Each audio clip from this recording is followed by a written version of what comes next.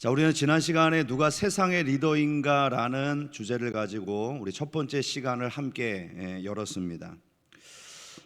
이 바울의 아그리빠 재판, 아그리빠 왕의 이 재판을 통해서 우리 저번 시간에는 이 재판의 결과를 가지고 보였던 두 사람의 반응을 함께 살펴보았었죠. 이 베스도의 눈에 비친 바울의 모습은 미쳐 날뛰는 광신도였습니다. 그리고 아그리빠에게는요, 새치혀로 사람을 미혹하는 사기꾼과 같은 그런 느낌을 이 아그리빠가 이야기했죠. 근데 사실 이 재판정에서 온전한 정신을 가지고 있는 사람은 바울이었다라는 것을 말씀드렸습니다. 가장 가치 있는 복음, 그 복음을 소유한 유일한 사람이 바로 바울이었기 때문이죠. 결국 재판을 통해서 얻게 된 결론은요, 바울에게 아무런 혐의점이 없다는 것입니다. 사도행전 26장 30절에서 32절을 보면요, 왕과 총독과 버니게와 그와 함께 앉은 사람들이 다 일어나서 물러가 서로 말하되 이 사람은 사형이나 결박을 당할 만한 행위가 없다 하더라. 이에 아그리빠가 베스도에게 이르되 이 사람이 만일 가이사에게 상소하지 아니하였더라면 석방될 수 있을 뻔하였다 하니라. 자, 여러분들은 이들이 내린 재판의 결론에 대해서 어떤 생각이 드시나요? 아마도 바울이 가이사에게 성급하게 상소를 하지 않았다면 이 재판을 통해서 바울은 혐의 없음, 무죄가 선고되고 석방이 됐을 것입니다. 자, 그런데 괜히 입을 열어갖고 나 가이사한테 재판받겠습니다 이래서 지금 재판을 받게 되었다는 것이죠. 그야말로 바울이 긁어부스럼을 만든 상황 아니겠습니까? 자, 그러면 바울이 이런 어리석은 선택 때문에 사단을 만든 것일까요? 그렇지 않습니다. 사실 바울이 석방되는 것은 하나님의 뜻이 아니었습니다. 만일 여기서 바울이 석방이 된다면 지금 유대인의 결사대, 이 바울을 죽이겠다고 결사한 이 사람들이 분명히 석방되는 바울을 만나서 죽였을 거예요. 그래서 하나님은 가장 안전한 방법으로 바울을 로마에 이끌어가기를 원하셨습니다. 그것은 이 재판을 통해서 그가 죄수의 신분으로 로마로 가는 길이었던 것이죠. 결국 재판은 아무런 소득 없이 끝났고요, 이제 바울은 황제에게 재판을 받기 위해 로마로 이송이 됩니다. 바로 이 과정에서 이제 배로 이동해야 하는 항로가 있었는데요, 그 배 안에 세 부류의 리더가 있었다고 우리가 잠시 살펴보았죠. 첫 번째 리더가 누구였나요? 그 배의 실제적인 리더, 바울의 호송 책임을 맡았던 백부장 율리오라고 하는 사람이었습니다. 두 번째는 죄수의 신분으로 끌려가고 있는 바울이었는데요, 그는 배 안에서 아무런 영향력이 없는 것처럼 보였지만 나중에 실제적인 리더십을 발휘하는 영적인 리더였습니다. 그리고 마지막으로 경험과 물질적 이익을 내세웠던 선장과 선주였습니다.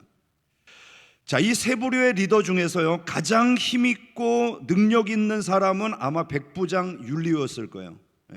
이 사람이 어떤 말을 하면 그것은 곧 그 배 안에 법이 될 수 있는 상황이었을 것입니다. 그런데 많은 사람들이 지지하고 있었던 리더는 누구였죠? 선장과 선주였습니다. 왜냐하면 이들의 주장은 경험에서 나온 거예요. 내가 항해를 해보니까 지금 출발해도 괜찮다. 그리고 이들의 주장은 이익을 보장해 주겠다는 공동의 목표를 담고 있었기 때문에 사람들은 선장과 선주의 말을 더 지지했던 것이죠. 그러나 결국 이들의 판단은 풍랑으로 인해서 큰 위험과 손해를 가져오게 됩니다. 여러분, 대자연이라고 하는 이 환경 앞에 선장의 경험, 선주의 이익 보장은 무용지물이 되었던 것이죠. 여러분, 이것이 꼭 항해뿐이겠습니까? 우리의 인생도 그렇잖아요. 우리 인생이 계획한 대로 안 됩니다. 뜻하는 대로 안 됩니다. 만약에 우리가 계획하는 대로 됐다면 이렇게 살겠습니까? 더 높은 자리, 더 많은 물질, 더 많은 부요함을 누리면서 살아가겠죠. 인생이 정말 우리가 생각한 대로 풀리지 않습니다. 그래서 성경은요, 하나님 안에서 판단하라고 우리에게 가르쳐 줍니다. 시편 103편 15절 이하입니다. 인생은 그 날이 풀과 같으며 그 영화가 들의 꽃과 같도다. 그것은 바람이 지나가면 없어지거니와 그 있던 자리도 다시 알지 못하거니와 여호와의 인자하심은 자기를 경외하는 자에게 영원부터 영원까지 이르며 그의 의는 자손에게 이르리니 곧 그의 언약을 지키고 그 법도를 기억하여 행하는 자에게로다. 하나님 안에서의 판단은 눈앞에 펼쳐지는 상황만을 보면서 선택하는 것이 아니라 자손에서 자손에 이를 정도로 바로 영원한 삶을 설계할 수 있는 지혜를 준다는 것이죠. 금방 지나가는 인생의 유익을 추구할 것인가, 아니면 영원까지 이르는 하나님의 법을 선택할 것인가. 시편 19편 9절과 10절은 또 이렇게 말합니다. 여호와를 경외하는 도는 정결하여 영원까지 이루고 여호와의 법도 진실하여 다 의로우니 금 곧 많은 순금보다 더 사모할 것이며 꿀과 송이꿀보다 더 달도다. 또 주의 종이 이것으로 경고를 받고 이것을 지킴으로 상이 크미니이다. 여러분, 이 말씀의 달콤한 맛을 혹시 알고 계신가요? 이거는요, 맛보지 않은 사람은 절대 몰라요.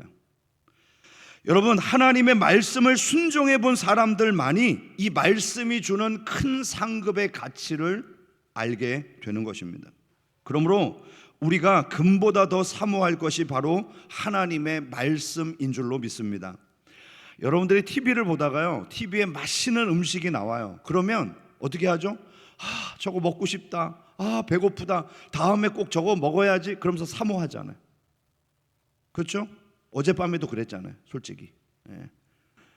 어디 좋은 경치가 나오는 그 영상이 탁 나오면 저기 나 가고 싶다, 나도 저 경치를 누려보고 싶다, 사모하잖아요. 오늘 성경은 그렇게 말하는 거예요. 너희들이 사모하는 것보다 더 사모할 것이 바로 말씀이다. 그렇게 좋아하는 금보다 더 사모하라, 이렇게 우리에게 가르쳐 주는 것입니다. 이제 오늘은 지난주의 말씀에 이어서요, 눈앞의 이익을 추구하며 따라갔던 이 사람들의 결과가 어떠했는가를 살펴보고 진정한 리더로서의 바울의 모습을 보면서 교훈을 얻는 시간을 갖고자 합니다. 자, 눈앞에 보이는 이익을 따라갔던 사람들의 삶의 결과가 어떤가요? 자, 우리 27장 18절 19절 말씀 보실까요? 우리가 풍랑으로 심히 애쓰다가 이튿날 사공들이 짐을 바다에 풀어버리고 사흘째 되는 날에 배의 기구를 그들의 손으로 내버리니라. 유익을 위해서 선택한 결정인데 손해가 이만저만이 아닌 것입니다. 가장 먼저 백부장은요, 자신의 출세길이 끊어질 큰 위험을 당하게 됩니다. 만일 이 항해 도중에 자신이 관리하고 있었던 죄수들을 한 명이라도 잃게 되면요, 추궁을 면하지 못할 거예요. 더욱이 바울은 황제 가이사에게 항소한 사람 아니겠습니까? 재판을 받기도 전에 그의 신변에 이상이 생긴다면 그 모든 책임을 백부장이 져야 하는 것이죠. 선주는 물질적인 손해를 보게 되었습니다. 배의 기구는 물론이고요, 운반하기 위해서 가져갔던 모든 화물들을 바다에 던져버렸어요. 여러분, 만일 상인들이 또 이 물건을 맡겼던 주인들이 손해배상 청구를 한다고 생각해 보십시오. 아마 이 선주는 파산 지경에 이를 것입니다. 그리고 선장 또한 잘못된 시기와 항로를 선택한 책임으로 자신의 항해 경력에 너무나도 치명적인 가오를 남기게 된 것입니다. 여러분, 이와 같은 비슷한 사건이 110년 전에도 있었습니다. 1912년 4월 10일 잉글랜드 남해안 사우샘프턴이라는 동네를 떠나서 뉴욕으로 행하던 배가 있었습니다. 여러분 너무나도 잘 아는 타이타닉이라는 배였죠. 자, 이 배는 화이트 스타라고 하는 회사에서 초호화 고객선으로 만들었어요. 당시에 52,000톤급, 가장 크고 가장 튼튼하고 가장 빠르고 이런 가장이라고 하는 타이틀을 다 가지고 있는 배가 바로 타이타닉이었습니다. 언론은 연일 이 배가 어떤 상황에서도 절대 침몰하지 않고 가장 빠른 항로로 목적지에 도착할 것이라고 연일 보도를 했습니다. 왜냐하면요, 이 배는 특수 구조로 되어 있었거든요. 당시에 이 배에 16개의 방수 객실이 있었습니다. 그리고 그 바닥은 이중 바닥 구조로 되어 있었어요. 이 16개 중에 4개의 이 방수 객실이 침수를 당해도요, 배는 절대 가라앉지 않도록 설계가 되어 있었던 것입니다. 그러나 나흘 후에 저녁 11시 40분쯤에 빙산과 이 배가 충돌하게 됩니다. 타이타닉호 측면에 아주 깊고 긴 상처가 나게 되죠.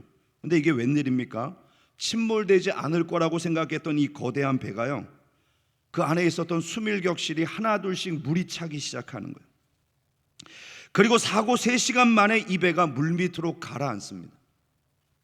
사상자가 더 많이 난 것은요, 이 배의 구명보트가 너무나도 턱이 없이 모자랐기 때문에, 당시에 이 배에 20개의 구명보트가 있었는데요, 탑승한 인원이 2200명이었습니다. 절반밖에 태울 수 없는 그런 상황이었어요.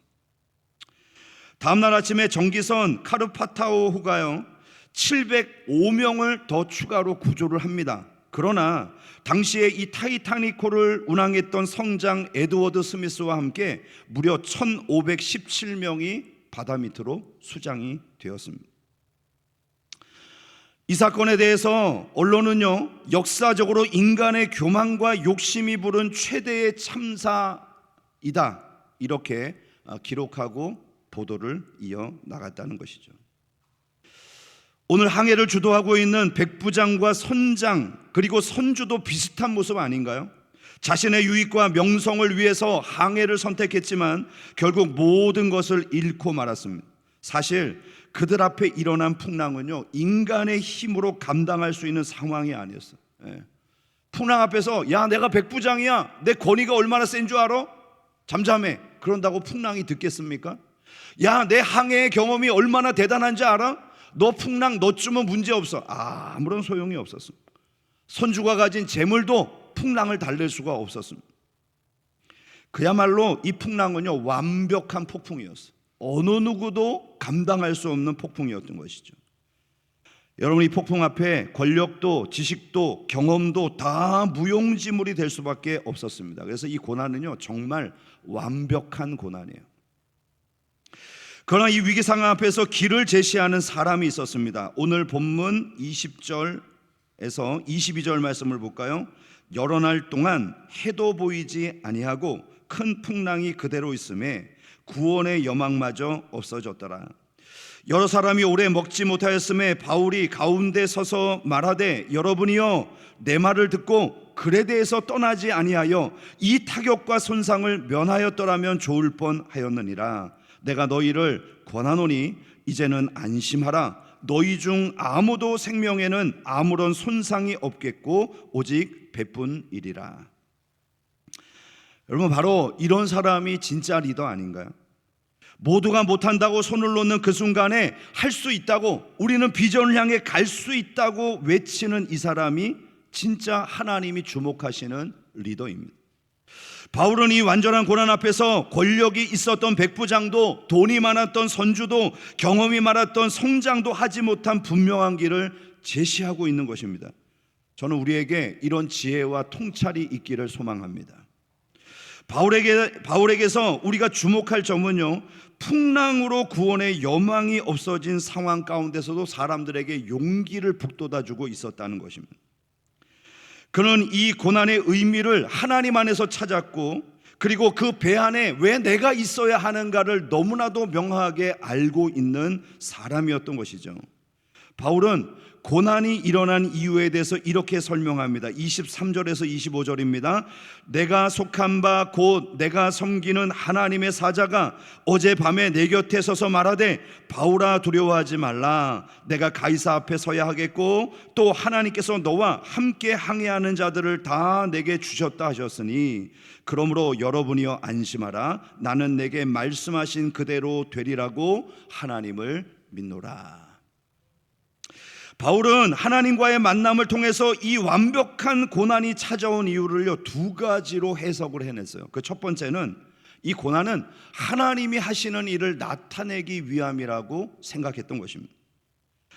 여러분, 우리는 많은 경우 평범한 일상을 살아갑니다. 한번 생각해 보세요. 우리의 삶에 늘 풍랑이 일어난다고 생각하면 누가 살아내겠어요? 매일 고난이 있고 매일 아픔이 있고 매일 슬픔이 찾아오면 견뎌낼 사람이 누가 있겠습니까? 그래서 하나님은요, 가끔 우리에게 풍랑을 주세요. 일상의 삶을 우리가 살아가는 것이죠. 그래서 우리는 바로 이런 상황 속에서 하나님의 은혜를 찾아내야 하는 것입니다. 사람들은요, 일상의 삶을 살다가 가끔 풍랑을 만나기 때문에 그 풍랑을 만나면 너무 당황하고 풍랑을 두려워해요. 그런데 여러분, 이 풍랑이 때때로 하나님의 완벽한 손길을 경험하게 해준다는 사실을 여러분 알고 계십니까? 평안한 일상 속에서 하나님의 인도하심을 깨닫고 찬양하는 사람들이 그리 많지 않습니다. 평안함은요, 그저 자연스러운 일이고 하나님의 보살핌은 아니라고 생각하는 사람들이 많이 있습니다. 그러다가 고난의 상황을 만나서 건짐을 받으면, 야, 하나님 살아계시네, 하나님이 나를 건져주셨네, 그때서야 비로소 깨닫게 되는 것이죠. 여러분, 이번 항해 가운데도 만약에 평안한 가운데 항로가 순항을 이루어서 목적지에 도착했다면 어느 누구도 하나님의 도우심에 대해서 찬양하지 않았을 것입니다. 선장의 판단이 탁월해서, 항해 기술이 뛰어나서, 또는 좋은 날씨 때문에 우리가 우연히 순탄한 항해를 했다고 생각했을 거예요. 그런데 풍랑 속에서 고생을 했지만 배 안에 있었던 대부분의 사람들은 하나님의 살아계심을 경험했던 것이죠.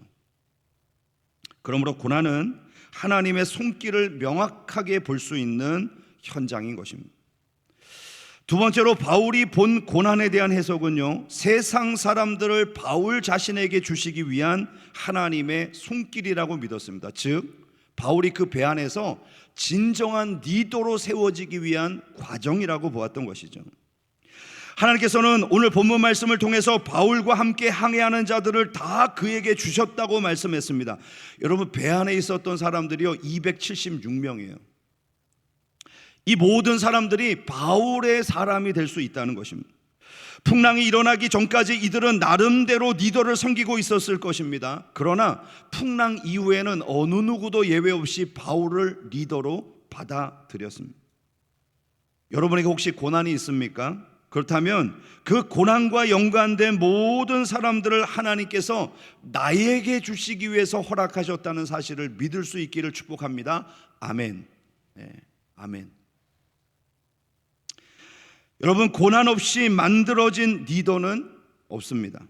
아무리 훌륭한 리더도요, 어느 때에는 누구의 아들이었고요, 또 누구의 후배였고, 또 누구의 부하였습니다. 처음부터 리더로 태어난 사람은 없습니다. 다 고난의 과정을 거쳐서 리더의 역량을 갖추게 되는 것이죠. 진정한 리더가 되기 위해서 필요한 것은 바로 고난을 통과하는 것입니다. 왜 그렇습니까? 고난은요, 그 사람의 진가를 확실하게 드러내주기 때문입니다. 평소에 숨겨져 있었지만 위기가 다가올 때 그 진가가 발휘되는 사람들이 있잖아요. 예를 들어서 위대한 사사로 꼽히고 있는 기드온은요, 평소에는 평범한 농부였어요. 그도 미디안을 두려워했고요, 몰래 숨어서 타작을 해야 될 정도로 연약한 사람이었습니다. 그런데 하나님이 그 위기의 순간에 사사로 세우니까요, 가장 용맹한 사람이 되었던 것입니다. 이스라엘의 가장 존경받는 왕 다윗은 평범한 어린 목자였습니다. 그런데 그가 블레셋이 쳐들어왔을 때 물맷돌을 들고 나가서 골리앗을 무찌르는 용장이 되었던 것이죠. 다 위기가 만들어낸 리더들이었습니다. 그러므로 여러분도 용기를 가질 수 있기를 축복합니다. 리더의 길은요, 누구에게나 열려 있어요. 다만 고난을 잘 이겨내는 사람이 더 위대한 영향력을 나타낼 수 있는 것입니다. 그래서 저는 우리 모두가 이 시편 기자의 고백처럼 고난당한 것이 유익이었습니다, 이 고백을 할 수 있는 은혜가 있기를 축복합니다. 시편 119편 71절 보실까요? 우리 다 함께 읽어보겠습니다. 고난당한 것이 내게 유익이라, 이로 말미암아 내가 주의 율례를 배우게 되었나이다. 우리는 바울을 보면서 참으로 신기한 한 가지 사실을 발견합니다. 바울이 죄수의 위치에 있었음에도 불구하고 리더십을 발휘하고 있다는 것이죠. 여러분, 죄수는 인생 가운데서 가장 낮은 신분에 처한 사람입니다. 물론 죄로 인해서 제약을 받는 것이겠지만 그들에게는요, 고난도 없어요, 책임도 없어요, 자유도 없어요. 제약받는 것이 한두 가지가 아니죠. 소유물도 자기의 임의대로 선택할 수 없습니다. 안경을 써도요, 금속 안경, 금속테를 쓸 수가 없어요. 뿔테만 쓸 수 있어요. 왜 그래요? 금속테를 주면 그게 무기가 될 수 있기 때문입니다. 그야말로 최악의 상태에 있는 신분이 죄수들입니다. 자, 그런 죄수의 상태에서 사람의 마음을 움직이고 리드한다는 것은요, 정말 대단한 일이죠.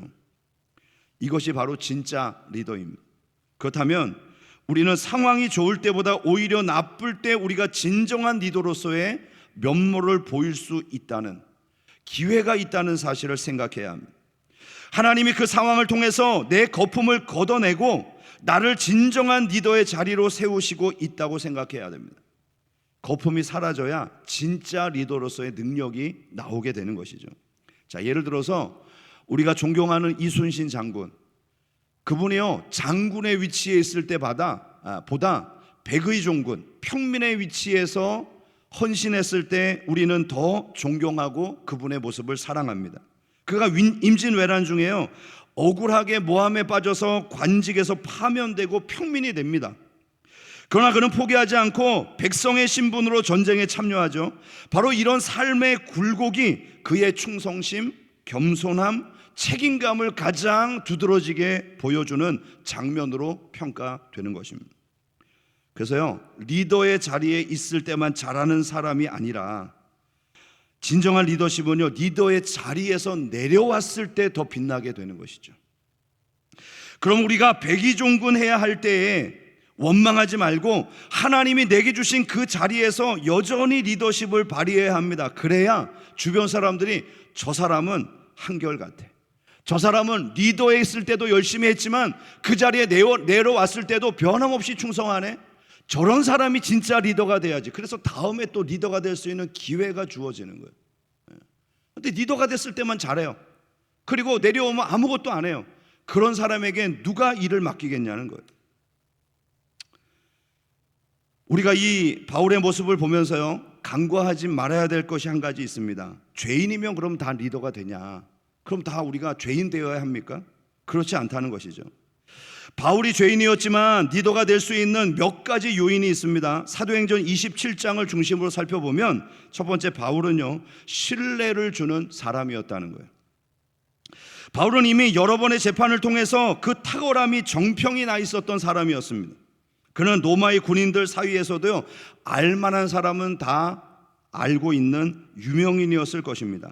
그런데 그의 소문이요, 나쁜 쪽으로 난 소문이 아니라 바울은 겸손하고 믿을 만한 사람이라고 하는 소문이었던 것이죠. 바울의 호송책임을 맡은 백부장 율리오는요, 바울을 잘 알고 있었을 것입니다. 바울이 이미 가이사랴에서 2년 동안 죄수로 머물고 있었기 때문에 그가 혹여라도 그 감옥을 지키고 있는 간수장이었을 수도 있고요, 아니면 바울이 재판을 받을 때마다 호송을 책임지는 호송 담당이었을 수도 있습니다.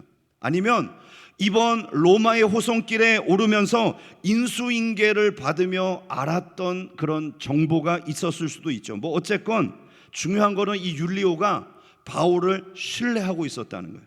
자, 그 흔적을 볼까요? 27장 3절입니다. 이튿날 시돈에 되니 율리오가 바울을 친절히 대하여 친구들에게 가서 대접받기를 허락하더니. 자, 율리오가 오늘 바울에 대해서 친절히 대접받을 수 있도록 허락을 해 주었다는 거예요. 여기서 이 대접받도록 했다는 것은요, 관심과 돌봄을 받을 수 있도록 배려했다는 의미입니다. 그러면 바울이 어떤 대접이 필요했을까요? 여기서 이 대접이라고 하는 말은요, 바울의 몸을 치료받을 수 있도록 했다는 거예요. 노년으로 접어든 바울은 모종의 질병을 가지고 있었습니다. 아마도 그가 오랜 시간 죄수의 생활을 하면서 그 병은 더욱 깊어졌을 거예요. 그래서 치료를 받을 수 있도록 허락을 해 주었다는 것이죠. 그리고 이 과정에서 친구들도 만날 수 있도록 허락을 합니다. 여러분, 죄수가 도망을 치면 감시하는 책임자가 대신 죄수가 되어야 합니다. 그런데 여러분, 지금 이 상황이 로마의 감옥이나 아니면 가이사랴의 감옥에서 면회를 하는 게 아니잖아요. 호송하는 중에 친구들이 찾아온 거예요. 그러면 죄수가 도망가면 어떡합니까? 그 친구들이 딴 마음을 품고 죄수를 빼돌리면 어떻게 됩니까? 율리오가 다 뒤집어 쓰는 거예요. 그럼에도 불구하고 율리오는 바울을 신뢰했기 때문에 이 모든 것들을 배려해 준 것입니다. 두 번째로 바울은요, 경험이 풍부한 리더였습니다. 사도 바울이 성경적인 지식이 탁월했다는 것에 대해서는 우리가 잘 알고 있는데요, 바울이 항해에 대한 지식도 탁월했다는 것을 아는 사람은 많지가 않습니다.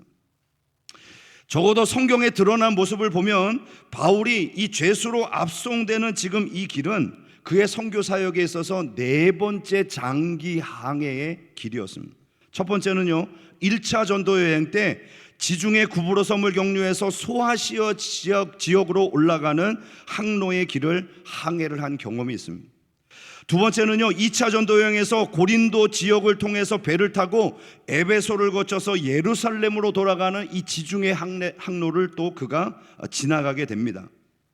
세 번째는 3차 전도 여행에서 드로아에서 지중해 해안선을 따라서 예루살렘으로 내려오는 항해를 또다시 합니다. 그리고 지금 이 가이사라에서 로마로 넘어가는 항해를 또 하고 있는 이 네 번째 항해의 여정인 것이죠. 그러므로 바울은 그동안 이 선장이나 항해사는 아니었지만 지중해에 관한 한 기후나 또 항로나 또 여러 가지 상황들을 누구보다도 잘 알고 있는 경험이 풍부한 사람이었던 것이죠. 이런 다양한 경험들은 바울의 고백에서도 나타납니다. 고린도후서 15장 23절, 3번 태장으로 맞고 1번 돌로 맞고 3번 파선하고 일주야를 깊은 바다에서 지냈으며. 여러분, 얼마나 많은 항해의 경험이 있었으면 3번이나 배가 파선하는 경험을 했을까? 바울이 어부였습니까? 아니잖아요. 어부도 이렇게 배가 3번이나 파선하는 경험을 하기가 어렵지 않겠습니까? 일주야를 깊은 바다에서 지냈다. 아니, 어떤 사람이 이런 경험이 있을 수 있나요? 바울은 항해에 있어서 전문가였던 것이죠. 선장은 여러 차례 이번 길을 왕복했을 것이지만 바울도요, 선교를 다니면서 이해 못지않은 다양한 경험과 지식을 가지고 있었던 것입니다. 그의 조언이 등장하죠. 사도행전 27장 9절에서 11절, 여러 날이 걸려 금식을 하는 절기가 이미 지났으므로 항해하기가 위태한지라. 이미 알고 있었어요. 그래서 바울이 그들을 권하여 말하되, 여러분이여 내가 보니 이번 항해가 하물과 배만 아니라 우리의 생명에도 타격과 많은 손해를 끼치리라 하되. 여러분, 이 말이 무슨 뜻인가요? 바울이 기도해 보니까 위험하다 하나님이 가르쳐 줬을까요? 물론 그럴 수도 있겠지만 바울이 경험상 알고 있었던 거예요. 이 시즌은 배를 띄울 시즌이 아니다. 풍랑이 많이 일어나는 시즌이다. 그래서 여기에 머무는 것이 더 낫다고 그가 판단했던 것이죠. 바울의 이런 경험과 지식에서 나온 주장은요, 믿을 만한 주장이었습니다. 여러분, 경험이 많다는 것은 리더에게 있어서 너무나도 중요한 요소이죠. 물론 그리스도인들은 자신의 경험보다 하나님의 인도하심에 더 민감하고 관심을 기울여야 하지만 하나님께서는 이 바울의 풍부한 경험도 사용하셨다는 것입니다. 바울은 그저 하나님이 주신 선교의 사명을 열심히 감당했을 뿐인데요, 여행을 하며 얻었던 이 많은 경험과 지식이 그를 전문가로 세워주신 것입니다. 여러분들도 여러분에게 주어진 일들을 열심히 감당하다 보면요, 하나님께서 그 분야의 전문가로 세워주시는 거예요. 나는 요리를 열심히 했을 뿐인데 하나님이 그거를 선교에 쓰시는 거예요. 나는 열심히 청소를 했을 뿐인데 그 청소를 교회에서 사용하시는 거예요. 나는 열심히 사람들을 만나고 즐거워하며 교제하는 것이 좋을 뿐인데 나는 그 일을 열심히 했을 뿐인데, 또는 나는 직장에서 내가 가진 분야에서 열심히 일을 했을 뿐인데 그 전문성을 하나님이 사용해 주시는 것입니다. 세 번째로 바울에게는 주님께로부터 오는 권위가 있었습니다. 하나님과의 긴밀한 교제로 인해서 얻은 확신은 듣는 사람에게 강력한 신뢰감과 권위를 주었습니다. 27장 22절 이하를 보시죠. 내가 너희를 권하노니 이제는 안심하라. 너희 중에 아무도 생명에는 아무런 손상이 없겠고 오직 배뿐이리라. 내가 속한 바 곧 내가 섬기는 하나님의 사자가 어젯밤에 내 곁에 서서 말하되 바울아 두려워하지 말라. 내가 가이사 앞에 서야 하겠고 또 하나님께서 너와 함께 항해하는 자들을 다 내게 주셨다 하셨으니 그러므로 여러분이여 안심하라. 나는 내게 말씀하신 그대로 되리라고 하나님을 믿노라. 그런즉 우리가 반드시 한 섬에 걸리리라 하더라. 리더는 자신을 따르는 팔로워에게 이런 확신과 비전을 주어야 합니다. 이것은 나의 욕망이나 욕심에서 출발하는 것이 아니라 하나님께로부터 나오는 확신과 비전인 것이죠. 여러분, 이것이 있을 때 정확하게 판단할 수 있고 과감한 결단을 내릴 수가 있는 것입니다. 그리고 결정된 비전을 이루기 위해서 변함없이 리더는 도전합니다. 여러분, 이후의 말씀을 보면요, 배가 바로 섬에 들어간 것이 아니에요. 일정 기간 동안 여전히 풍랑이 있었고 그들은 어려움을 당했습니다. 열흘의 시간이 걸렸어요. 심지어는 배를 책임져야 될 사공들도 배를 버리고 도망가려고 시도했지만 바울이 이것을 저지하고 배 안에 있는 사람들을 살려냈습니다. 바울은 어려움의 상황에서도 사람들에게 용기와 희망을 주는 사람이었습니다. 그는 사람에게는 따뜻함을, 결정해야 될 것에는 단호함을 가지는 균형 잡힌 리더였습니다. 바울의 사랑이 온전히 드러나자 사람들은 그에게 마음을 열기 시작했습니다. 그리고 더욱 그를 신뢰했던 것이죠. 결국 바울 하나로 배 안에 있었던 모든 사람들이 생명을 건지고 안전하게 섬에 상륙하게 되었다. 이것이 오늘 27장에서 드러나고 있는 이야기인 것입니다. 자, 이상으로 죄수의 신분이었지만 배 안에서 실제적인 리더의 역할을 감당했던 바울의 면모를 살펴보았습니다. 리더로서 진가를 발휘하는 때는요, 평안할 때보다 풍랑이라는 위기를 만날 때입니다. 그렇다고 리더가 꼭 탁월함을 가져야 한다는 이야기는 아닙니다. 리더는 하나님이 세우시거든요. 하나님께서 우리에게 사명을 주시고 삶에서 만나는 모든 사람들을 우리에게 주시는 거예요. 왜요? 그들에게 그리스도의 사랑을 나누어 주고 구원의 길이 있다는 것을 나를 통해서 가르치기 위해서 우리를 리더로 세우시는 것입니다. 이것이 바로 하나님의 계획입니다. 그러므로 누가 세상의 리더인가요? 한번 따라합시다.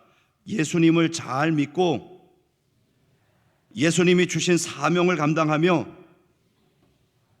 예수님을 세상에 증거하는 사람이 진짜 세상의 리더입니다. 네. 그러면 우리는 다 리더죠? 아멘. 네, 여러분들이 세상의 리더입니다. 오늘 이 사실을 명심하시고 리더로서의 면모를, 그 영향력을 세상 가운데 펼치는 우리 모두가 될 수 있기를 주님의 이름으로 축복합니다.